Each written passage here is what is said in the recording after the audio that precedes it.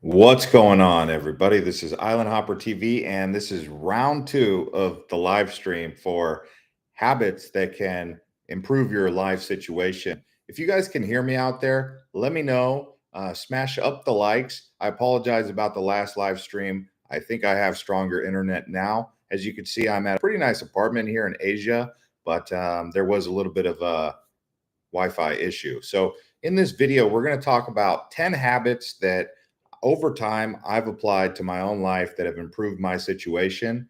I've got some insights into this stuff from experience. I'm not one of those types of people who likes to, talk about magic pills and say like, oh, if you do this, you'll change your whole life. I'm not really trying to do all that, but I am saying that these were things that I applied in my own life that really did make a difference. So if you guys are excited about this video, smash up the likes. Let me know if you guys can hear me because the last live stream wasn't so strong. If anyone out there can please say something, that would be grateful. I'd be very grateful for that. Hey, Roy from Costa Rica. That's nice. We got Roy out there. So I'm assuming, Roy, you can hear me because you're chiming in here. And thank you to everyone who's already smashing up the likes. So let's get into some of these habits here. But before I do, I want to tell you I've got a new channel. Some of you guys came over to Economic News Insights. I pinned the comment to the top. Also, I did write a book called Diary of a Three-Star Gypsy, and I put that link in there as well as in the description, so you guys can check that out if you're interested in the story of how I've been to 90 countries and how I got set on this path to be a full-time nomad for over 10 years, pretty much. Anyways, let's get into this list here of the 10 habits that really can make your situation a bit better if you're looking to improve some situation. But these are things that work for me, might not work for everybody. But the first one is reading books. My grandfather always used to tell me you need to read books. I didn't even read books until I was in my 30s. I mean, I would open up a book. I couldn't read it for longer than like 10 minutes. It was so boring. Books were so boring to me. Hey, Roy, thanks for letting me know. It sounds great. Thank you to everyone who's already smashing up the likes and letting me know you guys can hear. And let me know where you guys are watching from. Debbie from New Jersey. Nice. We got Costa Rica in the house. But we got so reading books was something that was really important, and my grandfather was drilling that into me, and he knew that I just didn't like reading books. So thankfully I found audiobooks, and I got into audiobooks, and some of the best books that I was able to start reading or getting into that really helped me. Number one, I would say scripture. Anytime you can get into scripture, the Bible, like what Teddy Roosevelt said, he said all men should have a well-working knowledge of the Bible. So I took that advice pretty seriously. If you guys can hear me, please let me know. It looks like there's maybe a latency issue. I don't know if it's coming in, but if you guys are able to actually let me know, I hope this isn't happening a second time here. My goodness. Let's see here. Can you guys hear me? I was getting some good connectivity, and then all of a sudden it kind of fell off. So now I'm a little bit, let's see here. I'm seeing ads on the, Roy, so far you and Debbie are the superstars of this chat. But anyway, okay. So it looks like it's working. But yeah, so getting into scripture, but the main books that really helped me out here were going to be Think and Grow Rich by Napoleon Hill. That's a very important book for me because I learned a lot through that. And the second book that really helped me was How to Win Friends and Influence People. Those two books right there are books that I would say are great starting points for people who are, I would say, young people who are aspiring to be entrepreneurs in particular, but it works in multiple different realms. So Think and Grow Rich and How to Win Friends and Influence People. Those are books that were recommended to me. And I would say those are books that probably someone in between 20 and 30, if they can read that, it's gonna really steer the course of their life in the right direction. The next books that I read or that I would really recommend are going to be Shoe Dog by Phil Knight, the guy who created Nike. That is an awesome book. He did a lot of traveling. Actually, Nike was named after Nike of Athena when he went to Athens, but he spent a lot of time in Japan. That's where the shoes came from originally, the Nike shoes that you know today. He was out in Oregon, but through his travels, that's how he you know, got the shoes. So that was one thing where I was like, travel can really present new opportunities. So get out there and explore. So Shoe Dog, and then Finding My Virginity by Richard Branson. That was a really good book. And then another book that really helped me was Principles by Ray Dalio. Those are just some books that I read that I think, sitting in airports for a long time. If you guys have ever been to Philippines, you know how long you could wait on a delayed flight in the Philippines. And I get those earbuds, the ones that are wired, the wired ones, not the wireless ones, because I don't really like Bluetooth too much. But that was books are something that can really help you. So if you're looking for some new insights, I would say you can read those books or any book really that is interesting to you. But reading books helps a lot. Audiobooks for me was the big ticket. Next up, number two is looking at money as a resource and thinking of ways to become more resourceful. So if you look at money as a resource, you're going to basically be like, hey, I got to be more resourceful. For me, I ended up staying in some hostels, and people were snoring and stinky feet and stuff like that. And I remember thinking, wow, I got to get out of this situation. So I needed more money. That was the only way I was going to get out of hostels and into hotels. And then if I wanted to upgrade out of, 1-star or 2-star hotels, then I needed to get to a point where I had more money. And, so that was like the evolution of it. Was I just had to get more money. And I've talked about this on the channel a couple times. Think of your bank account as a lake, and then every revenue stream coming in. So the more revenue streams you have, the more revenue you have filling up your bank account. Thank you to the 6 people who smashed up the likes. We're going to keep getting this video out there. California in the house. And Twizzy, thank you for letting me know. Let me know where you guys are all tuning in from. I appreciate that. I did put a link to my new channel, Economic News Insights, doing a lot of videos over there. And then also my new book, Diary of a 3-Star Gypsy. You can see the links up there and in the description. But anyway, so we're going to keep going. Getting that sound economic principle, which is basically having more and more revenue streams, whether it be your income, your YouTube, side hustles, trading stocks, trading crypto, whatever it is, Forex, every single revenue stream, retirement plans, pensions, all this stuff. The more of those you get, the less dependent you are on one revenue stream, the better off you're going to be. That was just something that you have to start. You have to plant the seed and then let it grow, and it happens. It just happens. You gotta be thinking about it though. You got to make it happen. You got to put some effort and some thought into it. The next thing is how to get that thought going, right?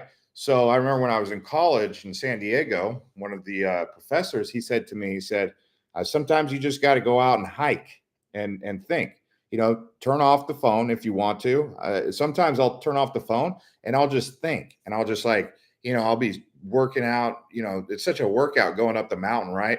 And, you're just like heavy breathing, but you're also thinking. Your mind is constantly going, whether you're jogging or walking fast.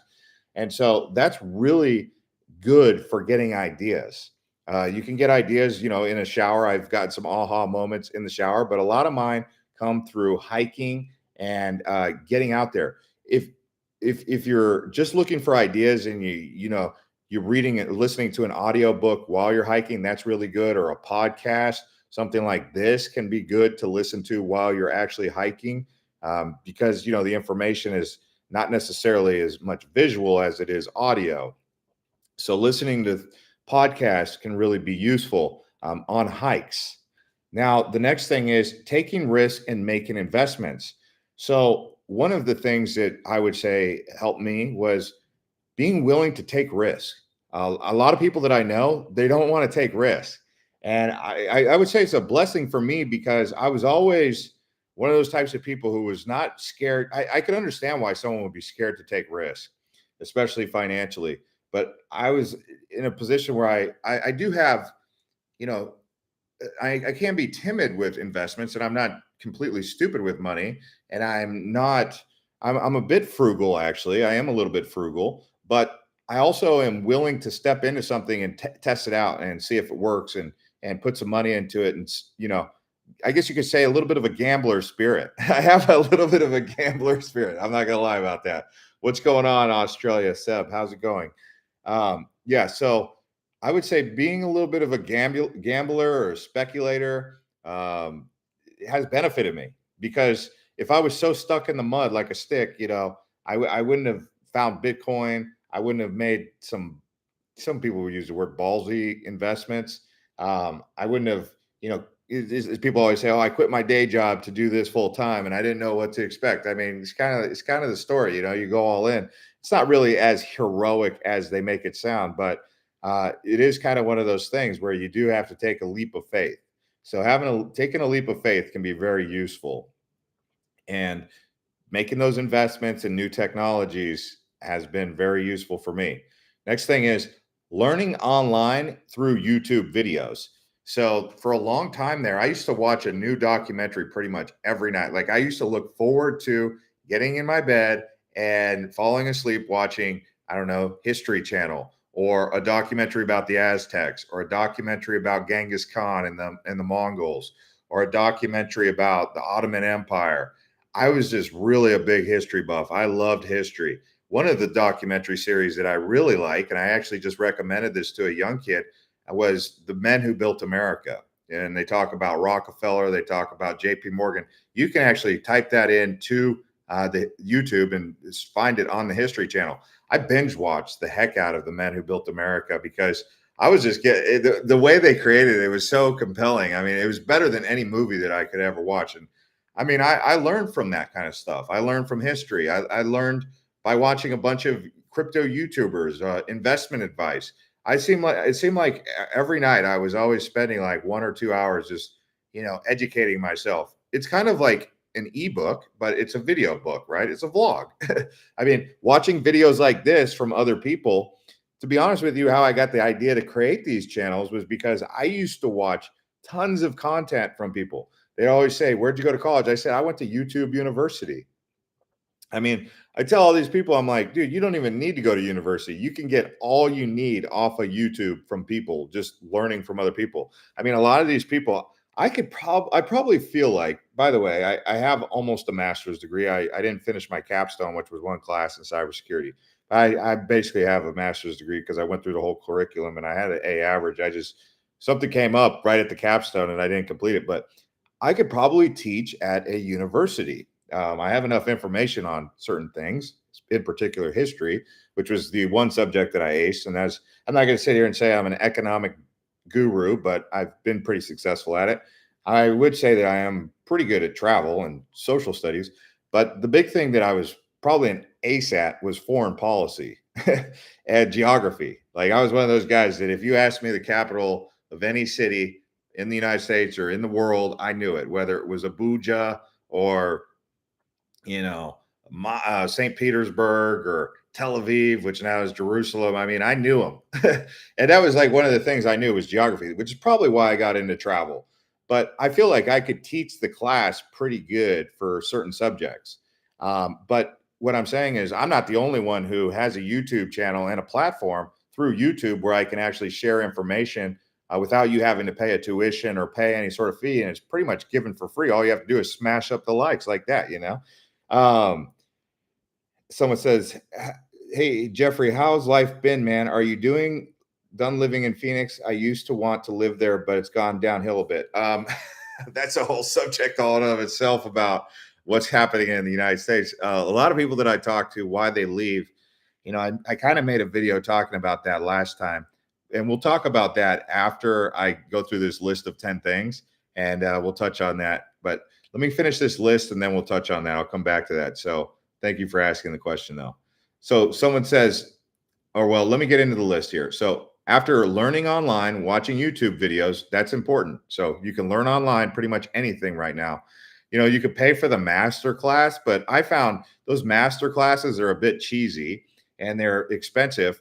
So I still would say you can learn more from YouTubers. I mean, you got to find people that are credible, people that know what they're talking about. But yeah, I mean, you could watch the History Channel if you want, or you could watch, whatever interests you. I learned how to cook steak properly on YouTube. I learned how to install a security camera on my garage by drilling through the garage by watching YouTube videos. So I mean, it's very useful. The next thing is um, being open-minded and flexible. This was a big thing. I know a lot of people that they're inside the box thinkers, and they actually kind of drive me crazy. They make me a little bit nuts when I'm around someone who's an inside the box thinker. They're like, we can't do that. We can't do that. I'm like, dude, you got to be able to think outside the box. And I look at those people, and still they're still in the same situation they've been in for years. Some of them still live at mom's house because they're still so inside the box thinking. This idea that you should be, back home in the US. If I thought inside the box, I would have never left the United States to go travel. I would have just been like, well, I got to stay in my hometown. I got to get a job working at Joe's landscaping or Bill's construction, or I don't know, Martha's accounting firm, or whatever it was. I would have just stayed. I wouldn't even have gone outside, if I wasn't an outside the box thinker. So I would say thinking outside the box, being an open-minded person, and then being flexible is really important. This is a habit. I do have limitations and I have rules. And as I get older, I would say I've been more conservative, but I've always kind of been conservative. But I do have a little bit of, a liberty to myself where I allow myself to explore new things. Sometimes it can be stressful. Sometimes it can make you a little bit anxious to step into new countries for the first time, like the first time you go to India by yourself, the first time you go to Indonesia by yourself, the first time you're in a long taxi ride by yourself in, I don't know, in Laos or something like that. I've done long taxi rides all across Southeast Asia. Just did like 3 of them here in Thailand recently. And, I've done it in Jordan. I've done it in Lebanon. So I'm just saying, like, people would say, "Oh, you're crazy," but other people would say, "That's cool." It just depends on your perspective. But you want to be still safe. You want to exercise on the side of caution, of course. You don't want to be just completely willy-nilly ridiculous out there. Thank you to 11 people who smashed up the likes. So the next thing is diversification with financial savings, right? So the way that you diversify your finances. This was something that I've always enjoyed because it's like having more than one bank account, more than one brokerage account, more than one way of bringing in money. So it's like if one of those gets low and it's your only bank account, you're like, oh boy, it's getting low. My storage is getting low. It's depleting. I don't really like that feeling. I like to know that it's like buried treasure out there. It's like I got a little buried treasure over here, a little bit of gold and silver somewhere. I got a little bit of Bitcoin over here. I've got a little bit of stocks over here. I've got 2 bank accounts over here. I've got 2 LLCs over here. So like this diversification in financial savings is something that I personally like. I don't know if it's totally possible for everybody. I could see why people want to have just a main account and that's it. But it can be a bit annoying when it comes to bookkeeping at the end of the year. But for me, I don't mind it. I mean, the little bit of extra bookkeeping, I pay the extra premium, but it's that peace of mind knowing that there's more than one account out there. And so I've always been very diverse with my accounts. Like I said, I got gold and silver, Bitcoin, I got stocks, I got a 401. Yeah, I think I have a 401k. I have IRA. I know I have a couple IRAs. I have to look and see if I have a 401k still. Anyway, it's just having, like, I have a savings account, ETFs, all that. But another thing is, now this is kind of in the way that you treat other people. So it's being fair to others, both clients, bosses, and what comes around goes around kind of mentality. So I would say, it's a lot of it is how you treat others. And that goes in line with that book that I was recommending, How to Win Friends and Influence People. The main thing about being fair is, so what this means is, like, you never want to stiff someone. If you say you're going to pay them, you need to pay them. It's like if they do a job, even if it's not quite up to snub, maybe you can negotiate a settlement with them or something, on like saying like, hey, I hired you to do this job. I'm not going to continue to proceed. So, you stop it right there before you hire them to go any further. But, it's basically having integrity like that, where if you don't want to get this reputation of being someone who takes advantage of people. So I've always kind of like looked at this as something that was very important in my business, was being fair and ethical to other people, both the people that you're working for and the people that are working for you. And no one's perfect. I'm just saying that I try to make a point of doing the right thing. I've had it happen where, like, I'll talk to a person and I'll have a taxi, like they'll want to take me somewhere and they'll be like 30 minutes out and the price is 2,500, right? But then all of a sudden here comes some other guy and he works at the hotel and he's like, "Hey, where you want to go?" And I'm like, "I want to go over here." And he's like, "Tell you what, I got a taxi right now ready to go and I'll do it for 2,000." And then I'm like, "Okay, well now I got to call the guy who's 30 minutes away and going to pay 2,500. He's going to be upset with me." So I don't want to do it, but I'm like, man, come on, common sense. I want to save 500 baht, and I also want to, get out of here as fast as possible, And so sometimes that's the sticky situation where I kind of bend that rule because I'm like, well, I know this guy's coming, so I'll call him up and be like, "Hey, I got someone else that's going to take me," and so I'll try to make sure that, like, that person's okay with me. If they're really like bent out of shape about it, then I'll have to stick with them. But I've only had that happen like a couple times. But I'm just saying, like, even me, I do bend the rules on that a little bit. But I try. I definitely don't just like shut. You could just ignore them because you're like, "Oh, I'll never talk to that person again." But I explain to them why that happened. But if they've already been driving to me for like 20 minutes or something, then I probably shouldn't do it, because then that's just a waste of their time and effort. So I got to stick with it. But if it's like, I've just chartered that guy 5 minutes ago and it's like they're already overcharging me and they're so far away, you know, that's the only time that I've had to really make a difference. Um, or make a little bit of an exception for that. The next thing is exercise, getting the mind and body working. Um, you know, to get the blood flowing. Like you want to get the creative juices flowing. And so getting out there, getting some exercise, riding a bike. I love riding bikes. Bikes are a great way, especially as I've gotten older. Bikes are a great way to go a long distance and stay physically active. Like, yeah, you could take an Uber or a Grab, but man, a bike is great. Especially in Singapore, I love riding bikes. Anywhere I can get a bike, I prefer that over walking for the most part, just because you could go a little bit further, a little bit faster. But you also are getting the creative juices flowing, and thinking. And whether it's a beach cruiser, a beach cruiser is just fine for me. Thank you to 12 people who smashed up the likes, by the way. And then so the next thing is, and this is the actual 10th thing, is be dependable, be reliable, and have a sense of integrity. And so this habit is something that I would say if you're a young person, you need to develop if you don't already have a sense of integrity. And it's a lot of it's your reputation. It's being a person of your word. It's being a man or woman of your word. Your word is your bond. So you've heard this. I heard this growing up. If you say you're going to pay someone $100 a month for something, you don't want to rip them off. You want to be someone who's got a good reputation. So if I ever get into a situation where someone doesn't feel so highly of me, I'll either have to overcompensate and make things right, or I'll have to, figure out a way where I can at least try to work something out to where I save face, or to where I, you know, don't ruin my reputation. And the main theory here is you don't want to burn a bridge because you never know when you have to go back over that bridge.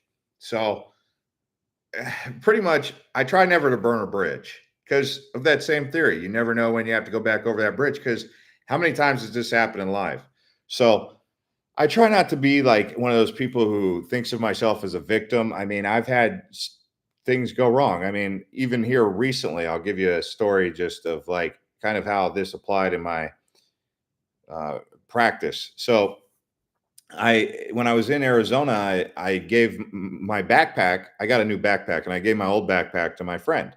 And in that backpack, in one of the pouches, was my passport. And I left, and I was already in San Diego, and I had already booked a ticket to Asia. And I'm at the airport, and they're like, "Passport, please." And I'm like, "Oh, where's my passport? Where's my passport?" And I'm like, "Dude, I don't have my passport. I can't check in for this flight, and I can't leave because I don't have a passport." And so I'm like, "Okay." So in that case, I'm like, "All right. So where's my passport? Did I lose it? I have no idea where my passport is." In the back of my mind, I'm like, there's a small chance it could still be in the backpack that I gave to my friend. So I'll have to call him, but he's not answering his phone. So what I'm thinking is, okay, I'm about to be out a plane ticket to Asia, because tickets to Asia are really expensive. So I'm like, okay, I'm about to be out a ticket and I'm about to be out a passport, which is going to set me back about 23 to 30 days. So I'm like, instead of getting mad and all this, and I'm just like, I'm basically coming to terms with it. I'm like, okay, I'm coming to terms with this. This is, I'm going to make an effort to get my money back. I'm going to make an effort to find my passport. But I knew it was like three strikes that I was going to have to, like, three pins I was going to have to knock over in order to make this all work.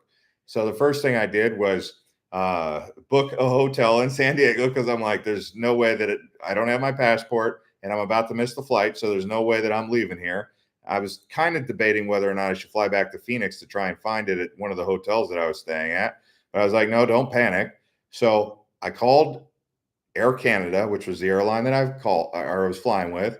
I sat on hold with them, and believe it or not, they gave me a refund because I had booked a flight within a 24-hour window. I was like, no way, because airlines never refund. Like, I had never had a refund, even when I missed the flight, because it was their fault. Like, especially in Latin America, if you ever miss a flight in Latin America, even if it's their fault, they'll never refund you. Even in Philippines, like they play those kind of games. Like, there's countries out there where it's just like that. But I was like, okay, wow, one thing down, and I ended up getting a hold of my friend, and he's like, yeah, I'm coming home from work. Well, let me check when I get home from work, and I'll check all the bags and all the pouches and see if they're in there.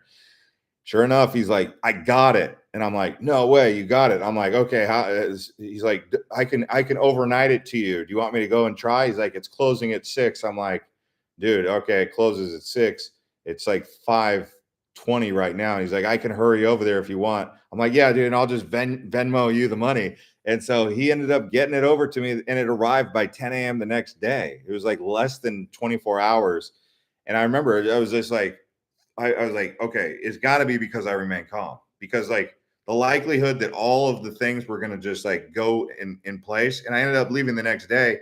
It was in Phoenix, overnighted to San Diego, got my passport, everything went smooth. And I remember just thinking, it's got to be because I remain calm. I felt like that was the reason why the ball bounced in my direction. So I would say, being dependable kind of goes in line with that, because it's all kind of like an energy thing. It's kind of like, being grateful or just remaining calm, and kind of having a positive mindset, I think, is important. I think that's the overall thing. And that goes hand in hand with being dependable, because if you're dependable, you got trust in yourself, and other people are going to trust you. And it's just creating a positive vibe for yourself, because that's what it's all about, is positive vibes.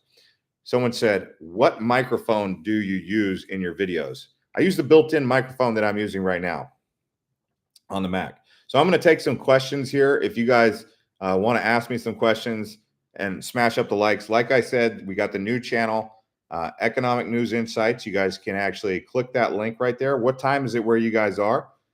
Hopefully you guys got to watch the video and get some good information. If we got some people asking questions, I'll stick on here and answer a couple, and then we'll see what happens from there. But I did finish that new book, Diary of a Three-Star Gypsy. You can actually go into the description if you guys want to download the ebook there. Joa says, hello from Goodyear, Arizona. Wow, it's so early in Arizona. That was one of the reasons I was hesitant to make this live stream, because Arizona is, I think it's like 7:55 in the morning over there. And I think a lot of my subscribers are West Coast. So we'll see. But someone says,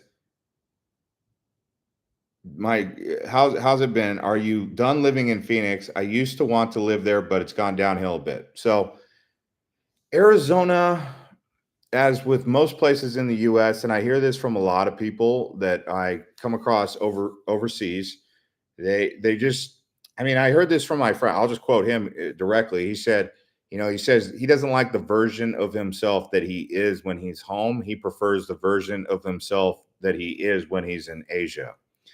And he said he went home for 3 months. He was anxiety ridden. He said he wasn't happy. He said his family's a bit crazy. And he said, and then he came back over. He actually landed in Vietnam. And he's like, dude, he's like, I'm over the hill excited. He's like, I'm so happy to be back. He's like, I've been here for a few days and I feel great. He's like, man, I don't even know if I want to go back anymore. He's like, I needed to go back just to get some closure. But he said, it's just, and I hear this a lot from people. It's And a lot of people who never left the US, they don't know what's on the other side of the rainbow. So they look at people who leave as like rejects or anti-American, as they call them. They're like, "This is more anti-American propaganda, isn't it?" And really, what it is they're just telling you something. They're telling you their truth. It's not like they're. I mean, I still love America. I have a U.S. passport. I get all excited when I see, fighter jets flying overhead, or see Air Force One being escorted by some Raptors, or hear the national anthem, and see really cool things, right? So yeah, of course, that's my home. That's where I come from. But that doesn't mean that everything's perfect. And so there's a couple reasons why people leave. I mean, I can make another video about that, but there's reasons why I left Phoenix, and I still think it's an awesome place to visit. I still think it's a pretty good place to live, and definitely a great place to raise a family. But if you're a single person, would I recommend Phoenix or most cities in America? Not really. And the big thing is, it's just so expensive. I think if I was to boil it down to like two things, it's the food quality and how expensive it's gotten. I mean, over here, I eat pretty good food for like $2 or $3. I went to the grocery store tonight. I got like rice with like chicken teriyaki, this Voss water, a lychee carbonated water, as well as a coffee for $6. Look at this water. This is not like a cheap water, right? I mean, this water alone in the US is like $6. And that doesn't come with chicken teriyaki. And the chicken was actually good chicken, but I got it all for $6. I mean, I go into like a 7-Eleven, I'll get like a bottle of water for 50 cents, like mineral water, or 25 cents actually. It's even less than that. It's like sometimes 10 baht. And yeah, it's like, I don't know, like 25 cents for water, for like purified water. In the US, if you go into a Circle K and you try to get purified water, it's like $3, $4. And it's Aquafina. Like the Aquafina here is like 50 cents. I don't understand why it's so expensive there and not here. So I don't know what's going on with that, but why is this water like $6 in the US and like $1 here? It's the same water, isn't it? I mean, is it not? I don't know. I mean, maybe it's manufactured different, but why is chicken teriyaki in the US a minimum of like $10? Over here, it's $2. So I came to this conclusion that the apartments that I stay at, this apartment right here is $100. Okay, it's on night. I mean, if I wanted to get it long term, I could even save money on that. In $100 in the US will get me a Motel 6. You ever stayed at a Motel 6 or a Super 8? I'm good on that, man. Like seriously, come on. Like it's like the value is just it's not there. It's so that's a big reason. Someone says, I've been traveling around the Yucatan for years, a month at a time, like the people in the area. Yeah, I mean, this conversation has actually come up where I guess a lot of Farongs or foreigners, they'll travel, the white people, they'll travel to places like Bali, right? And I see this conversation going on in the Asian community. They were like, hey, I noticed that a lot of like white people come over here and they only associate with white people, but they live in Bali. And I'm sitting there thinking, I'm like, I think I've noticed that as well. Like they kind of create these like tribes with, it's almost like a colonization of like this area. I've seen it in Copenhagen and other places. And I'm thinking, I'm like, okay, do I do that? And I'm like, to be honest with you, 90% of the people that I talk to day in, day out are locals, like people from the area, whether I'm in the Philippines or whether I'm here in Thailand or Indonesia or Japan or Singapore. Like, yeah, I'll sit down and talk to like some American or, some British guy or something, some Aussie, maybe for like an hour max, like maybe like once or twice a week or something. But for the most part, I talk to the locals. But there's people out there, they'll like move their whole family to Bali and they won't even associate with any of the locals. They won't make any local friends. And the only time they do it, it's very transactional and it's very minimal. And so this is something that you have to take into consideration. Someone says, has attitudes changed towards the U.S. or its citizens since the new administration with all these tariffs? Great question, man, because that's a great question. Yeah, that was something that I was thinking about. I've actually stepped into that conversation a couple times with the taxis, and yes, it has. It has, for sure, it has. Like, they don't like treat me any different than they would, but if you actually ask them about it, they think that we're bullying. So I made a comment on my Facebook about it, and people were like, "Oh, you're anti-American," and I support common sense stuff. Like, I'm not going to sit here and say that I lean left in any sort of capacity like that. I mean, I'm for the most part lean right. I lean conservative, to be honest with you, but there was things that were very evident that um, when you have conversations with people, they'll tell you. um, but they don't. They still look at you as a tourist. They still look at you as money. So. And they're still very friendly to you, but it's just, I don't really want to be in a situation where they look at us as bullies.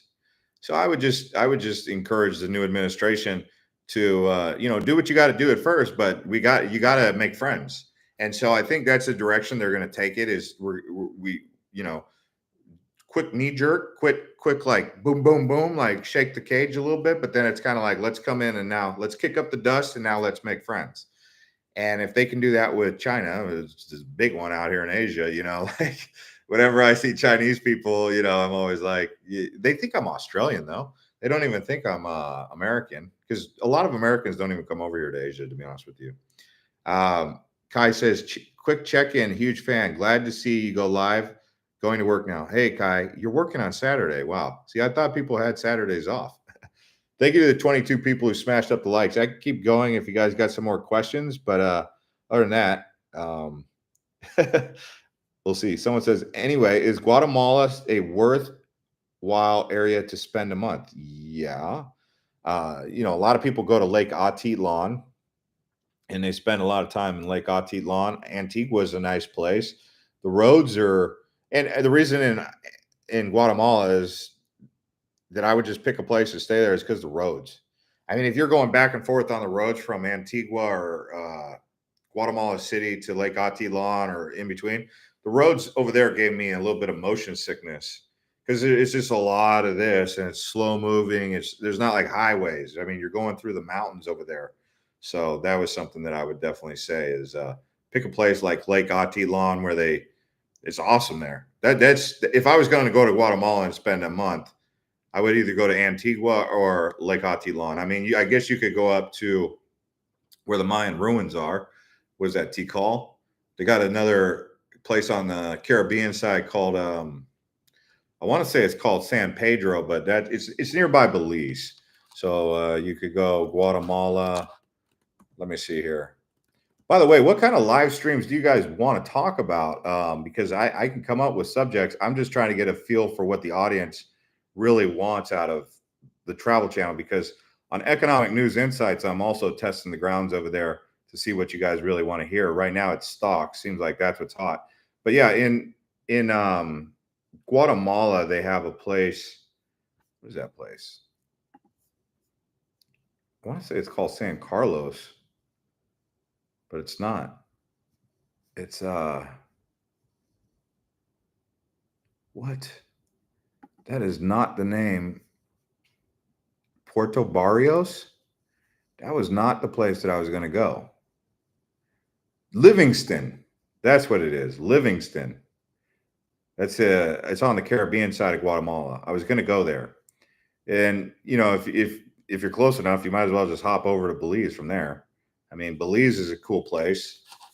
But Belize, they speak English. It used to be called British Honduras.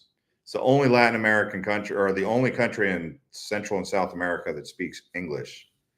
I think there's another one. I think it's Suriname might speak English or something like that. What is that? Suriname maybe speaks English, or Guyana, one of those. It's been a while since I've been down to deep South America. I went to Peru last year and Ecuador, but that's not like deep down into South America.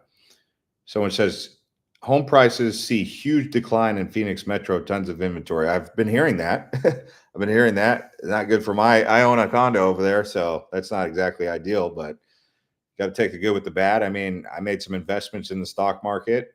That's what we talk about over on Economic News Insights, the other channel, which I've pinned to the top. If you guys want to come over and take a look and see what we talk about over there, love to see some of you guys over there. If you guys are into money and finance and economic opportunities, one of the things that we talked about on this channel was being resourceful with money. As you know, it goes hand in hand. I'm not saying you got to obsess over money, but you definitely got to pay attention to your money if you want to live overseas and travel a lot. One of the places that I'm trying to go is over to the Middle East, Qatar, Dubai, here in the summertime. uh, I'm a bit frugal, I guess you could say. And so I go over there when it's hot, when no one else goes over there, because all the prices, all the big apartments and everything, like in Dubai Marina, are going to be like wide open, lower prices because the vacancy is going to be like 30%, so 70% vacancy, and occupancy is going to be like 30%. I meant to say.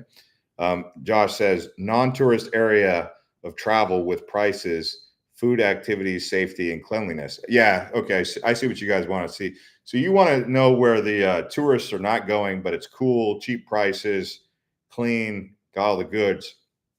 I mean, what country? It really depends on the country, but I was hearing like a lot of people are looking for nature. One of the places here in Thailand that instantly comes to mind is Pai, which is near Chiang Mai. That's become really famous over the last few years. Uh, Koh Phangan has become famous. Um, but then in Thailand, there's so many cool places like Champon, Raynong, which is not Rayong, it's Raynong. There's a Rayong, but that's different. And then, in Isan, Hua Hin, I was just in Hua Hin. It was raining too much. I was down in Hua Hin for like 2 days. I usually stay at that Hilton right there, but it was literally so dark and just thunder all the time. There was just tons of thunder, tons of rain. Like it's been flooding a lot in Thailand. That's why I'm kind of looking forward to going to Dubai where there's going to be tons of sunshine. It's like it feels like winter here in Thailand right now. Like literally every day is just raining, just rain, rain, rain. Rainy season hits like that. Anyways, guys, I'm gonna look at some comments. If you could go to North Korea, would you? No, no, no. Oh well, I mean, I guess I'm saying no, hard no, based on the climate of the way things are right now. But I would go there just to go there and see it, sure, for 2 days. But based on the way things are, no, I wouldn't even really risk it. So, anyways, guys, thanks for the 27 likes, and we'll see you on the next one.